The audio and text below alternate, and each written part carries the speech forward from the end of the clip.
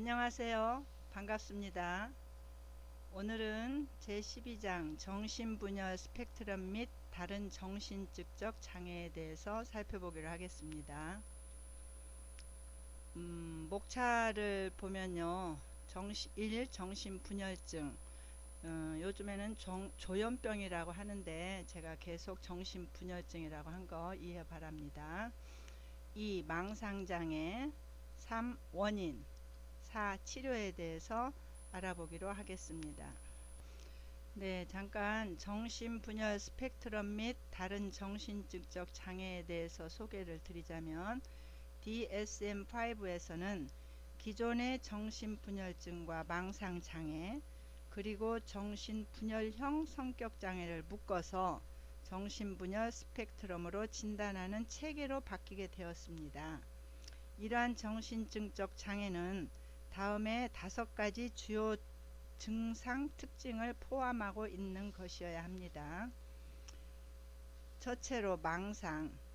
망상은 고정된 믿음으로 상충하는 증거를 고려해 변화할 수 없는 믿음입니다. 그 내용에는 다양한 주제가 있을 수 있습니다.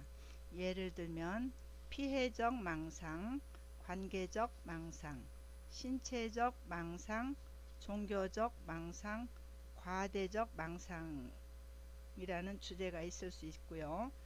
그 가운데서도 피해망상이 가장 흠합니다. 그 피해망상은 타인이나 조직 또는 다른 그룹에 의해 피해를 입게 되었거나 괴롭힘 등을 당하게 될 거라는 믿음의 피해망상이고요.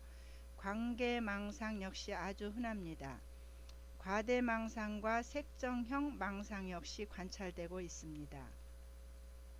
또한 허무망상은 커다란 파국이 일어날 것이라는 확신을 포함하는 것이며 신체망상은 몸과 신체 기능에 대한 집착에 초점이 맞춰져 있습니다.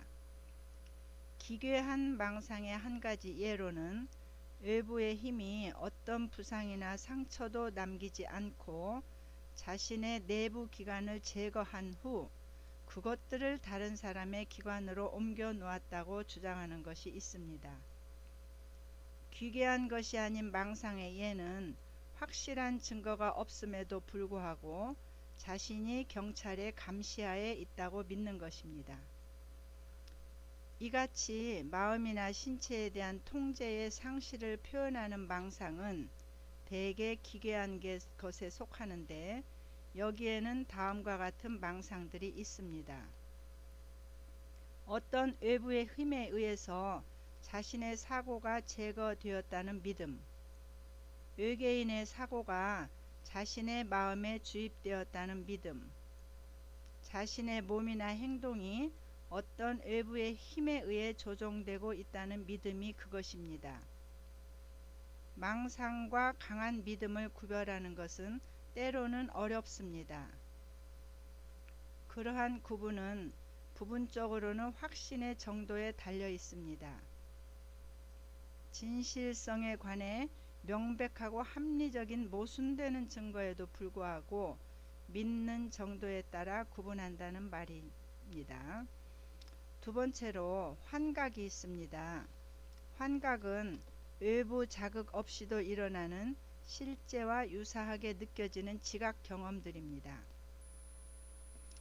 즉 환각은 생생하고 명료하여 정상적인 지각과 상응하는 크기의 힘과 영향력을 가지고 있습니다. 그리고 이러한 것들은 자발적인 통제 하에서 일어나는 것이 아닙니다. 환각은 어떤 감각 양상에서도 일어날 수 있는 것이지만 정신분열증과 기타 관련 질환에서는 청각적인 환각이 가장 흔합니다. 환청은 대개 목소리로서 경험되는데 그 목소리는 친숙한 것이거나 친숙하지 않은 것 모두에 해당할 수 있고 자기 자신의 생각과는 별개의 것으로서 지각되고 있습니다. 환각은 명백하게 감각 중추를 통해서 느끼는 것이어야 합니다. 잠에 빠지는 중에 발생하는 것이거나 깰 때 발생하는 것은 정상적인 경험의 범주 안에 포함시키고요. 환각은 어떤 문화권에서는 종교적인 경험의 일부로서 정상에 해당되는 경우도 있을 것입니다. 세 번째로 와해된 사고, 즉 언어가 있습니다. 와해된 사고는 전형적으로 개인의 발화 내용을 통해 추론됩니다. 와해된 사고를 가진 사람은 한 가지 주제에서 다른 주제로 내용을 전환할 것입니다. 질문에 대한 답에서는 간접적이거나 관련이 되거나 아예 관련되지 않은 내용으로 답을 하게 될 것입니다. 드물게 발화 내용이 심각하게 와해될 수도 있습니다. 거의 이해할 수 없고 수용성 실어증과 닮아있는 말들로 문법적 와해를 포함하고 있습니다. 경하게 와해된 언어는 흔하고 특징적이지 않기 때문에 징후는 효율적인 의사소통 하에서 상당한 손상이 존재하기에 충분하도록 심각한 것임에는 틀림이 없습니다. 만약 평가자가 다른 언어권의 배경을 가지고 있는 사람을 진단하고자 한다면 손상의 심각도를 평가하기가는 쉽지가 않을 것입니다. 덜 심각한 와해된 사고나 언어는 정신분열증의 전구기간과 잔류기간 동안에 발생할 것입니다. 네 번째로 심하게 와해되거나 비정상적인 운동성 행동, 긴장증도 포함합니다. 즉, 심하게 와해되거나 비정상적인 운동성 행동은 어린애 같은 행동부터 예측할 수 없는 초조한 행동에 이르기까지 다양한 형태로 나타납니다. 목표 지향적 행동에 문제가 있을 수 있으며 일상의 행위들을 수행하는 데 있어서 어려움으로 이끌게 됩니다.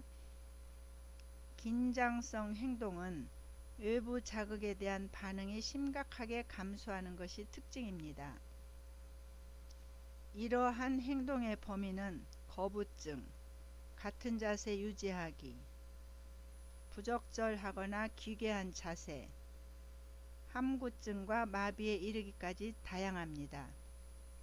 또한 뚜렷한 목적이 없는 행동과 과도한 운동성 행동, 긴장성 흥분을 하는 것 등을 포함합니다.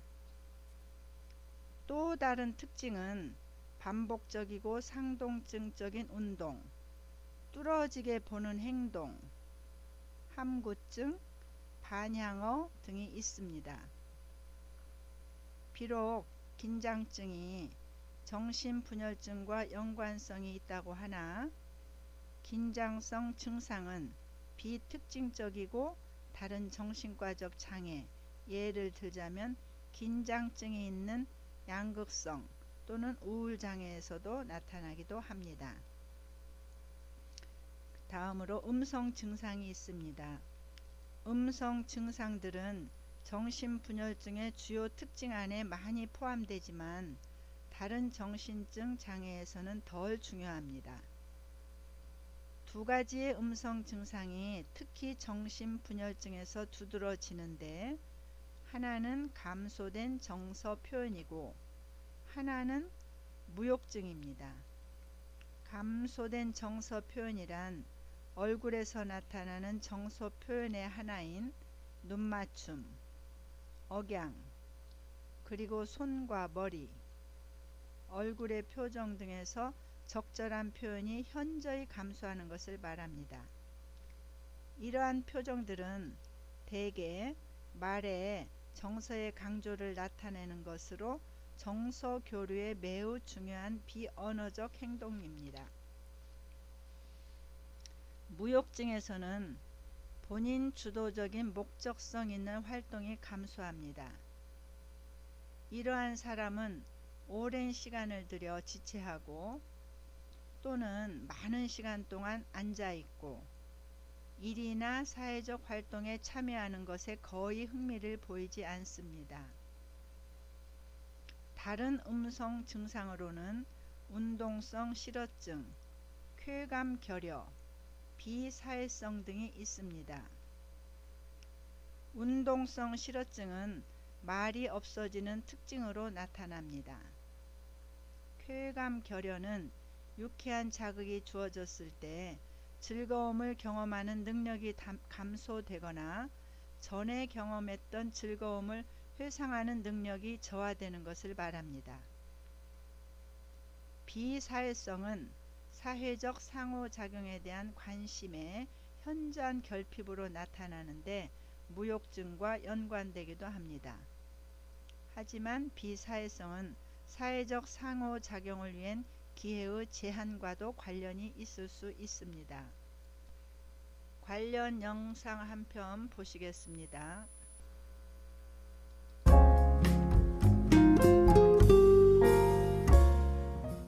안녕하세요. 오늘은 DSM-5 11번째 시간 조현병 스펙트럼 및 기타 정신증적 장애에 대한 기본적인 내용들을 나누어 보도록 하겠습니다. 조현병 스펙트럼 및 기타 정신증적 장애는 우리가 잘 알고 있는 예전의 정신분열증으로 잘 알려진 지금의 조현병을 대표로 해서 현실을 왜곡하는 사고나 지각, 혼란스러운 감정이나 기괴한 언어 사용, 이상행동 등을 나타내는 부적응적인 양상을 보이는 여러 장애들을 증상의 심각도에 따라 나누어 묶어놓은 범주라고 볼 수 있습니다. 제일 먼저 조현병이 있고요. 그 다음 조현정동장애, 조현형장애 혹은 조현양상장애, 단기 정신증 장애 혹은 단기 정신병적 장애라고도 부릅니다.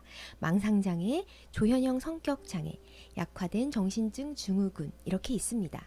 이 외에도 더 추가적으로 물질이나 약물로 인해 유발된 정신병적 장애, 다른 의학적 상태로 인한 정신병적 장애, 긴장증 관련 등이 더 있지만 이 부분들과 관련된 자세한 내용은 정신과 의사 선생님들께 맡기도록 합시다. 지금 화면에 보이는 순서는 대체적으로 증상이 심각한 순서대로 나열한 거예요. 조현병과 분열 정동장애가 제일 심각하고 약화된 정신증 증후군이 가장 덜 심각합니다. 그리고 특징적으로 조현형 성격장애는 DSM-5가 되면서 성격장애와 조현병 스펙트럼 범주 모두에 이중으로 소속이 되었고요. 약화된 정신증 증후군은 DSM-5에서 새롭게 등재되었습니다. 자, 그러면 조현병부터 시작해 보도록 하겠습니다. 조현병은 사고, 감정, 언어, 지각, 행동 등에서 부적응적 양상을 나타내는 정신장애입니다. 대표적으로 망상, 환각, 와해된 언어가 나타나는데 이 세 가지는 진단을 위한 필수 증상들이고요. 이를 포함해서 심하게 와해된 행동이나 긴장증적 행동으로 대표되는 양성 증상들이 있고요. 정서적 둔마라든지 무언어증, 무욕증, 무쾌락증, 비사회성 등으로 나타나는 음성 증상들이 있습니다. 진단의 경우 아까 말씀드린 망상, 환각, 와해된 언어라는 필수 증상 중 하나 이상을 반드시 포함해서 총 2가지 이상의 증상이 최소 1개월 이상 활성기를 가져야 되고요. 6개월 이상 지속될 때 진단하게 됩니다. 단 망상의 경우에는요, 매우 기괴하다든지 그리고 환각의 경우에는 행동이나 생각에 대해서 계속적으로 간섭하는 목소리의 형태로 나타낼 때, 그리고 이 목소리가 둘 혹은 그 이상이 서로 대화하는 방식으로 나타날 경우에는 이 한 가지 증상만으로도 진단할 수 있다고 합니다. 그리고 이러한 증상으로 인해서 일상생활이나 사회적, 직업적, 다른 중요한 영역에서 기능이 저하되어야 진단할 수 있겠죠. 예전에 DSM-4에서는 조현병 밑으로 또 다시 하위 유형이 있었어요. 망상형, 편집형, 해체형, 혼란형, 긴장형 등등 이렇게 세부적으로 분류를 했었는데 DSM-5에 와서는 이 구분이 모호하다는 이유로 하위 유형이 폐기되고 긴장증이 수반되는 지만 고려한다고 합니다. 그리고 조현병은 진압력은 있지만 병식이 없다는 큰 특징이 있어요. 진압력이라는 것은 시간이나 장소, 사람을 올바르게 인식하는 것을 얘기하고요. 병식은 자신이 병에 걸려 있다라는 걸 자각하는 상태, 거기에 대한 인식이 있다는 상태를 이야기하는 거죠. 그래서 병식이 있냐 없냐를 통해서 신경증적 질환이냐 정신증적 질환이냐를 구분할 수 있는 기준이 되기도 합니다. 조현병이 보통 어떤 경과를 가지냐면, 먼저 전구기 단계에서는 조현병의 대표적인 증상들인 환각이나 망상 등이 제대로 나타나기 전 단계로서 이 기간 동안 불안함, 초조함 등이 나타나는 등 기분의 변화를 경험하거나 대인관계, 스트레스 등에 민감하게 반응하게 되고요. 약간의 망상이나 환각을 경험할 수 있습니다. 다음 급성기 단계에서는 조현병의 증상들 중에 증상들이 심하게 나타나는 시기를 이야기를 합니다. 이때는 약물 치료와 심리 치료로 어느 정도 조절이 되기는 하지만 재발되는 경우가 많고 이 과정이 반복되면서 만성화되는 경우가 많습니다. 만성화가 된 경우는 주로 음성 증상들이 나타나게 됩니다. 약물과 심리 치료로 조절하는 회복기의 기간을 보내고 또 조현병 급성기 증상이 3개월간 나타나지 않으면 안정기 혹은 유식이 잔류기라고 부르는 단계에 접어들게 되는데요. 이 기간 동안 재발과 회복을 반복하게 되지만 비교적 급성기 같은 급격한 증상이 다시 심하게 나타나지는 않는 만성화가 된 단계라고 볼 수 있습니다. 다음으로 조현병 발병 시기는요. 보통 남자는 15세부터 한 20대 중반에 흔히 발병되고 여자는 20대 중반부터 30대 중반쯤에 많이 발병하는 것으로 알려져 있어요. 발병 원인에 대해서는 정말 다양한 가설들이 많은데 먼저 생물학적인 원인인 유전적 요인, 뇌 기능이나 구조적 문제, 신경 전달 물질의 이상, 발달 장애 등에서 찾을 수 있습니다. 특히 생물학적 원인 중 도파민 가설이 있는데요. 고전적인 도파민 가설 같은 경우에는 도파민이 과다 분비되고 또 도파민 수용체가 증가돼서 과잉 상태가 되는 것과 연관이 있다고 알려져 있는데요. 이후에 또 수정된 도파민 가설은 도파민의 단순 증가뿐 아니라 감소하는 것도 있고 D1, D2 수용체가 뇌 조직별 분포도나 항정신병 약물과의 결합 그리고 약물학적 작용이 다 다르다고 보았습니다. 이뿐 아니라 여러 연구들을 통해서 생물학적인 원인이 조현병 발병에 상당히 큰 영향력을 가지고 관여한다고 보고 있습니다. 또한 출생 전후 혹은 성장 과정에서 겪는 여러 가지 심리적 요인들이나 환경적, 사회 문화적 요인들에 대한 영향력도 상당한 것으로 알려져 있습니다. 사회 취약층에서 많이 발병한다는 내용이 시사하는 바가 있겠죠. 또 부모와 자녀의 의사소통 방식에서 부모가 아이에게 지속적으로 이중 메시지를 전달할 때 전문 용어로 이중 구속이라고 부르는데요. 입으로는 아이에게 사랑한다고 말하면서 행동하기는 아이를 학대하는 경우, 밥 먹으라고 말하면서 밥 먹지 못하게 하는 행동을 하는 경우, 이런 식일 경우 아이는 아무것도 할 수 없는 정신 상태에 놓이게 되고요. 이것이 지속될 경우 조현병 발병에 영향을 줄 수 있다고 보았습니다. 이 외에도 많습니다. 이런 식으로 조현병은 다양한 원인들이 복합적으로 작용해서 발병하는 것으로 보고 있습니다. 그럼 어떻게 치료할 수 있는가? 조현병의 경우는 아직 발병 이전으로 돌아간다는 의미에서의 완치는 어려운 것으로 알려져 있어요. 그렇지만 적절한 의료적 그리고 심리적 케어나 지역사회의 도움을 통해서 완화되거나 아니면 일상생활을 유지해 나갈 수 있습니다. 보통은 증상의 심각성에 따라 폐쇄병동에서 집중치료를 받을 수도 있고 또 완화된 경우에는 정신과 납병동이나 이와 비슷한 케어를 받을 수 있는 시설에서 보낼 수 있어요. 약물 치료가 주가 되긴 하지만 그 외에 의사소통 훈련이나 스트레스에 대한 대처 방법 혹은 정서 표현에 대한 도움을 받을 수 있는 이런 다양한 심리 치료를 받거나 사회 기술 훈련을 하는 경우가 일반적입니다. 그렇지만 가족의 사랑이나 지역 사회의 도움을 통해서 스스로 고립되지 않도록 하는 것도 매우 중요하다고 할 수 있겠습니다. 이와 관련해서 가볍게 읽을 수 있는 책 하나 소개할게요. 사랑하는 아내가 정신병원에 갔다라는 책인데요. 제 채널에서 소개한 적이 있어요. 정신질환으로 인해서 당사자와 그 가족이 겪게 되는 고통이 얼마나 큰지 정말 생생하게 간접 경험해 볼 수 있을 겁니다. 그렇지만 더 중요한 건 이와 동시에 어떻게 이런 현실 속에서도 히어앤나우를 누리며 살아갈 수 있는지에 대한 희망의 메시지도 함께 볼 수 있는 책입니다. 꼭 한번 읽어보세요. 다음으로 두 번째 조현정동 장애입니다. 좀 전에 말씀드렸던 조현병의 진단 기준을 충족하고 여기에 추가적으로 우울사파나 조증사파 같은 이런 기분사파가 일정 기간 지속될 경우에 조현정동 장애라고 합니다. 보통은 전체 기간 중 기분사파 기간이 한 20에서 50% 정도가 되어야지 조현정동 장애로 진단 가능하다고 합니다. 보통 어떤 패턴으로 나타나는지 예를 들어 한번 설명을 해보자면 먼저 환청이나 이런 피해망상 같은 것이 2개월 정도 이상 지속이 됩니다. 이어서 주요 우울 증상이 나타나게 되고 그 후 이 두 개의 증상이 공존하는 시기가 옵니다. 그리고 이후에 우울 증상은 완전히 사라지고 조현병 증상만 남게 되는데 이 기간이 최소 2주 이상 지속됩니다. 기분장애와 조현장애가 섞인 혼합형의 형태로 나타난다고 할 수 있겠죠. 특징적으로 조현정동 장애의 경우에 조현병 가족력은 없지만 기분장애 가족력이 있는 경우가 대부분이라고 합니다. 조현정동 장애만의 정확한 원인은 밝혀져 있지 않고요. 치료의 경우에는 조기에 발견해서 적절한 약물 치료와 심리 치료를 할 경우 조현병보다는 예후가 좋지만 기분장애의 예후보다는 좋지 않은 것으로 알려져 있습니다. 다음 세 번째는 조현형 장애 혹은 조현양상 장애라고 부르는데요. 조현병과 같은 임상적 증상을 나타내지만 조현병 진단 조건에 필요한 증상들이 6개월 이하로 나타날 경우에 진단합니다. 6개월을 넘어가면 조현병으로 진단하게 되겠죠. 마찬가지로 조현양상 장애만의 원인은 잘 알려져 있지 않지만 한 가지 정도 다루자면 감당하기 어려운 스트레스 사건에 의해서 급성적으로 발병하는 것으로 알려져 있습니다. 즉 심한 그 스트레스에 대한 취약성을 가지고 있는 사람이 촉발 자극을 만나 장애가 발병하게 된다는 특이 소질 스트레스 모델과 관련이 있는 것으로 보는 거죠. 치료의 경우에는 조현병 치료법과 동일하지만 같은 효과를 얻는다는 보장은 없어요. 조현병과 마찬가지로 증상의 심각도를 보고 자살의 위험성이나 자해 위험, 이전 사파의 존재 유무나 가족력, 발병 전 기능 수준 등을 다양하게 접근하고 평가해서 이루어져야 합니다. 다음 네 번째, 단기 정신병적 장애는 조현병의 주요 증상 중 한 가지 이상이 하루 이상 1개월 이내에 나타나고요. 병 후에 완전히 회복되는 경우입니다. 그러나 증상 경험 동안에 격렬한 감정적 동요나 혼란을 경험하고 개인의 적응 기능 손상 및 자살 위험이 심하기 때문에 철저한 보호 및 관찰이 필요합니다. 원인으로는 주로 심리적 요인과 관련이 있는 것으로 알려져 있어요. 특히 자신이 감당하기 힘든 심적 스트레스와 관련이 깊어요.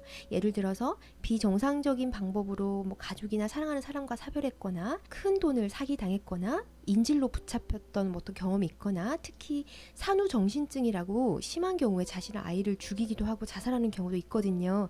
그 외에 우울증, 양극성 장애처럼 기분장애를 지닌 가족에서 유병률이 높고요. 사회 낮은 계층에서 잘 발생하고 성격 장애와도 관련이 많은 것으로 알려져 있습니다.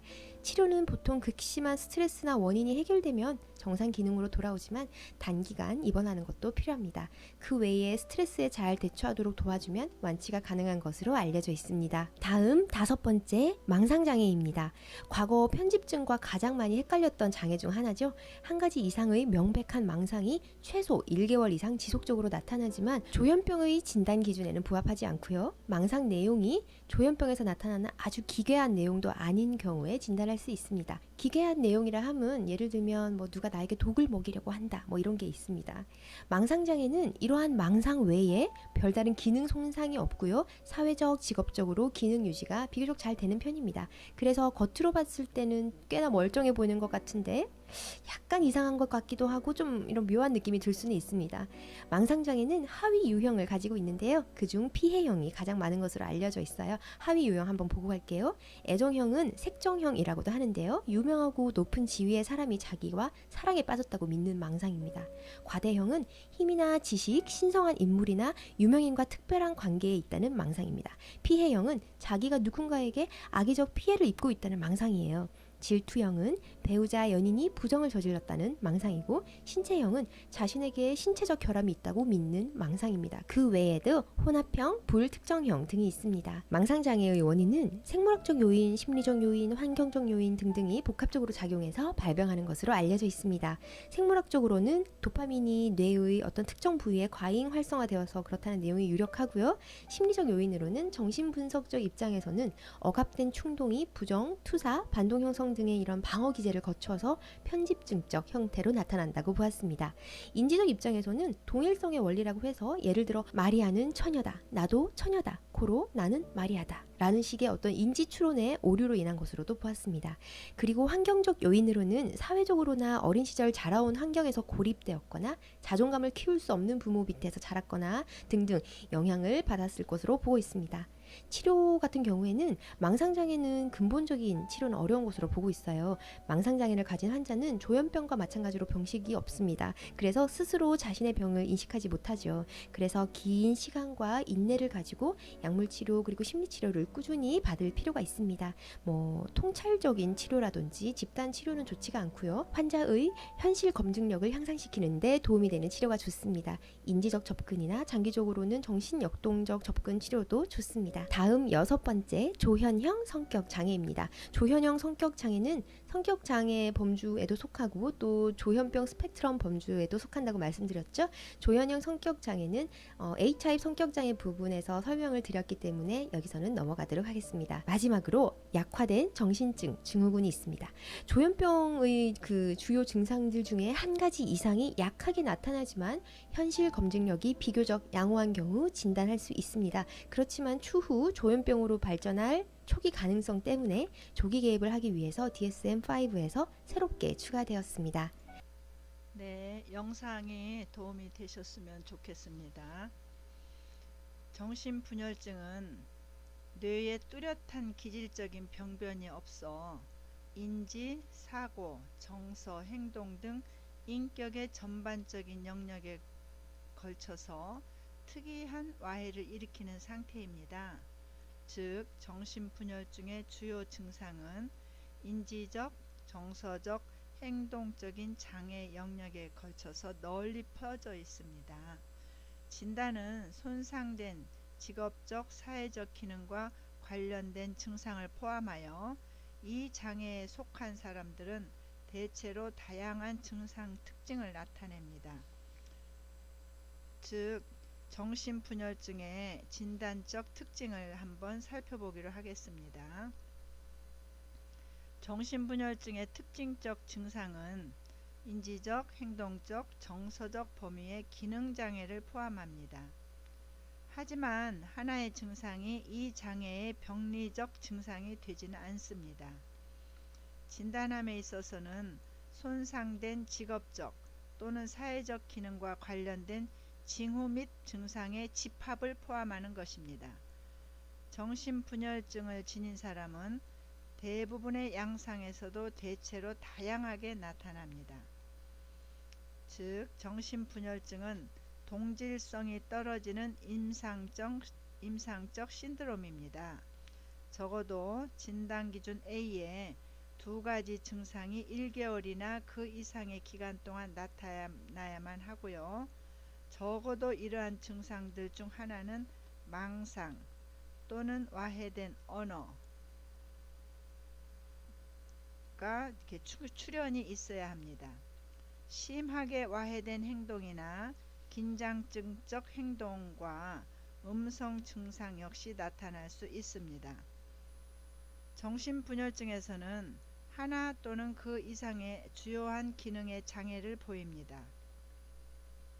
만약에 장애가 아동기나 청소년기에 시작된 경우는 기대되는 수준의 기능이 이루어지지는 않은 것입니다.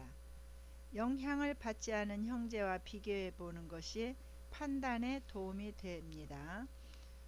이러한 기능장애는 장애의 경과 동안 상당 기간 지속되는데 어느 한 가지 양상의 직접적인 결과로는 보지 않습니다. 무욕증, 즉 감소된 목적, 지향적 행동의 추구, 그 무욕증을 설명하는 사회적 기능 손상과 관련되어 있습니다. 또한 정신분열증을 가진 개인에게서 인지적인 손상과 기능적인 손상 간의 연관이 있다는 증거가 있습니다. 잠시 후 2교시에서 뵙겠습니다.